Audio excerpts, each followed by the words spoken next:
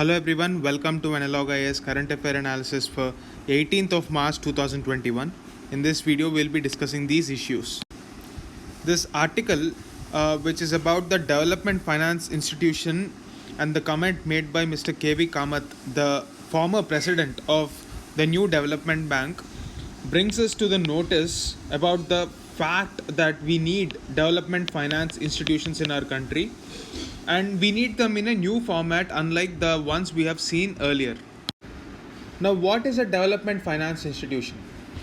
Basically, if you take certain sectors like infrastructure, irrigation, etc., they require huge capital amount, and this capital will have a yield or any return only in a long term, like say 1 decade or even sometimes 15 years.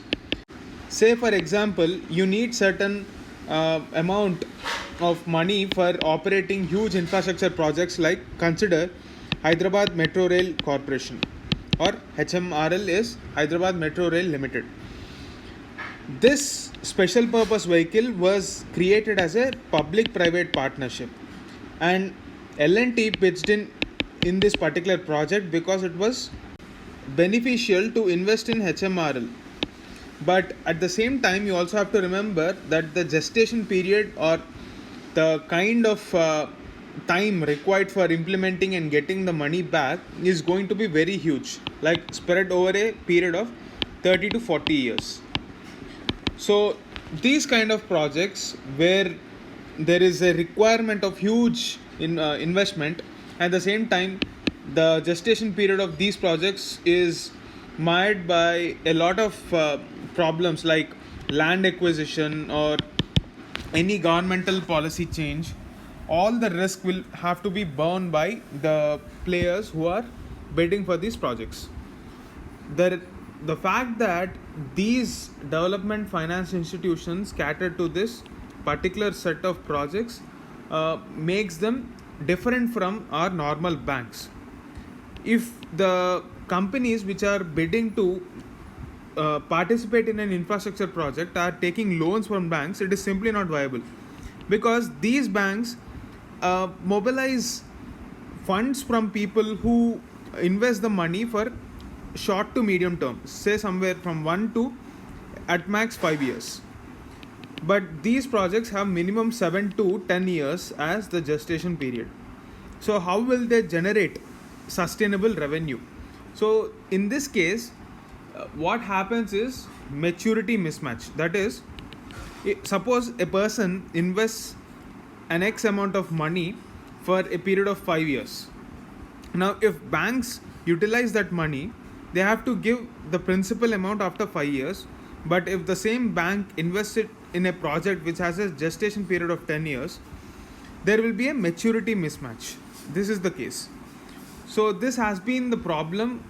The need for sustainable finance has forced infrastructure companies to go to foreign.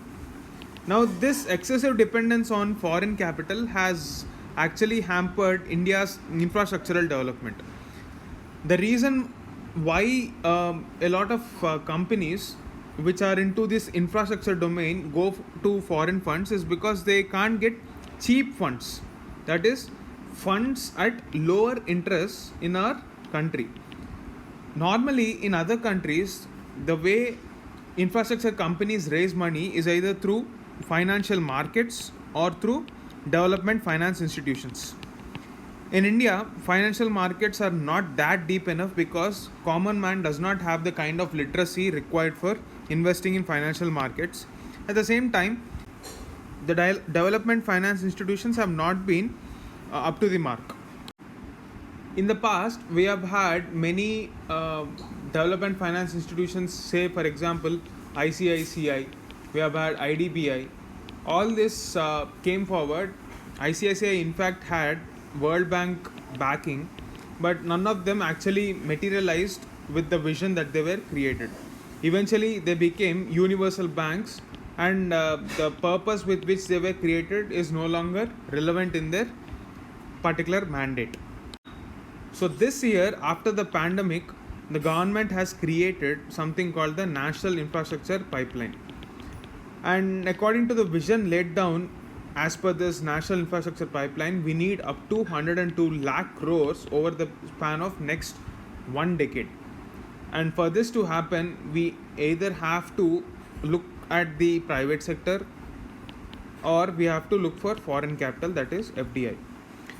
In the wake of this challenge, the government believed that we have to go uh, deep into the domestic markets, that is we have to mobilize and tap into the household, because households have huge savings which were hitherto untapped by financial markets. That is to say, most of the people who invest in banks through FDs and other kind of deposits don't look at financial markets, because the interest rates provided by banks are pretty decent, they are risk free. But of late, due to the impact of the pandemic, the interest rates are hovering around 4 to 5% alone. So this is a very good time for increasing the financial awareness by raising the interest rates, or the investments should become attractive in the financial markets. So the government has taken the route of DFI. The government announced that in the budget 2021 session, they will be creating a national level development finance institution which is dedicated exclusively for infrastructure. So they would be infusing 5,000 crores initially. So this 5,000 crores will amount to 100% initially.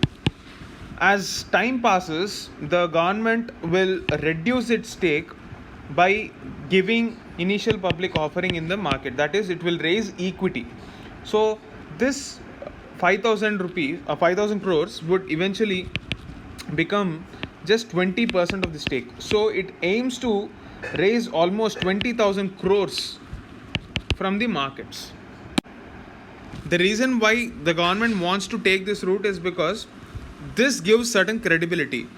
Generally, any instrument which has certain government backing will have enough takers from the financial markets, and therefore that is the reason why government wanted to take this route.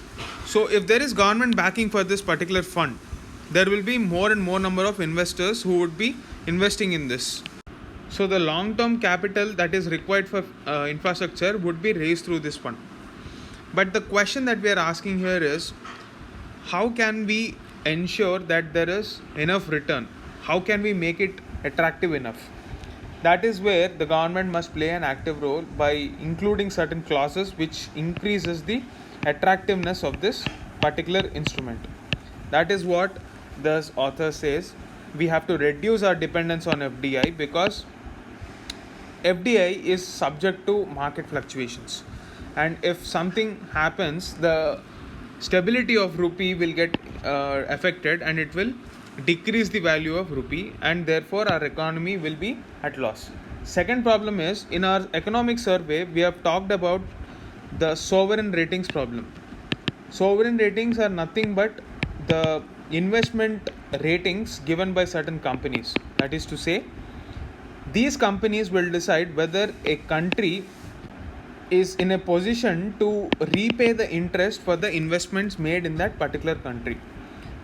Time and again, India has been given a very low investment rating or grading of triple B minus, which is one of the least possible ratings. So this has hampered the attractiveness of our country as an investment destination, and FDI flows, even though they were pretty decent, have always been below par, below our potential. Therefore, depending on the sovereign ratings and taking measures to improve the sovereign ratings should be the least of our concern, and this has been also highlighted in our economic survey.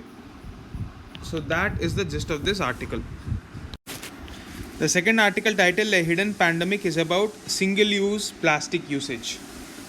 Government of India has laid great emphasis on eradicating this single-use plastic, which has become one of the biggest sources of pollution. A couple of years ago, our Prime Minister Modi has, in fact, during his Independence Day speech, urged the people to take a pledge on Mahatma Gandhi's 150th anniversary to give up the single-use plastic. So he aimed to make India a country where there is no single-use plastic. So before getting into the details of this article, let us understand what exactly is this single-use plastic. So single-use plastic is sometimes referred to as disposable plastic. These disposable plastics are commonly used for plastic packaging.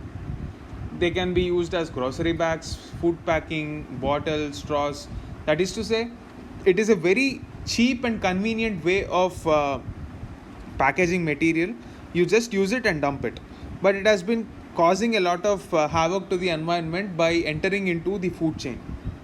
The magnitude is so high that there are certain studies which say that nearly 50% of the waste generated as plastic waste is single use plastic. And the problem is it can't even be recycled or reclaimed once it enters into the environment. It disturbs the ecosystem food chain. Therefore, it is very ideal that we seek to end the use of this plastic. But there are certain challenges which are very important in understanding because of their practicalities. Firstly, the very fact that this is a very low value option available to a lot of shopkeepers makes it an attractive method to adopt. The low value of the plastics, and also even when we are talking about waste collection also, these waste pickers do not collect them because they don't get enough return for the collection and they remain uncollected. The second problem is visibility. So plastic waste is about 8 to 10% of the total municipal solid waste, and just 4% of the landfill sites, because all the good plastic is picked up. Even this 4% appears to be huge. The third problem is collection. Like I already discussed, there is a little incentive structure for using this. So single-use plastics largely remain uncollected, and the scope of recycling or energy recovery is very slow. So you have to understand that in order to make the collection of this single-use plastic attractive, there should be proper incentive structures. And the next challenge, even after they are collected, is the fact that they are non-biodegradable. That is to say, they can't be removed completely from our environment. And lastly, the unorganized labor sector which is indulged in this plastic collection has no incentive or respect. So we need to change that behavior as well. Now, how to deal with this problem is the question. How do we replace it? Firstly, we have to ensure that they are recyclable by change in the design and composition. Because most of the times when you are trying to recycle this plastic, they are either torn or dismantled or in a bad condition, and they are so bad in the condition that they can't be recycled at all. So you have to either recycle them, or as an alternative option, the government can bring out certain other kind of products. Apart from this, government through its communication programs can increase awareness about the harms of this particular kind of plastic, so that people who can afford to give up this kind of plastic will voluntarily give up. So we have to stop the habit of littering through incentives, fines and behavior change, and also at the same time use technology for reducing the incidence of plastic waste. So that is the gist of this article.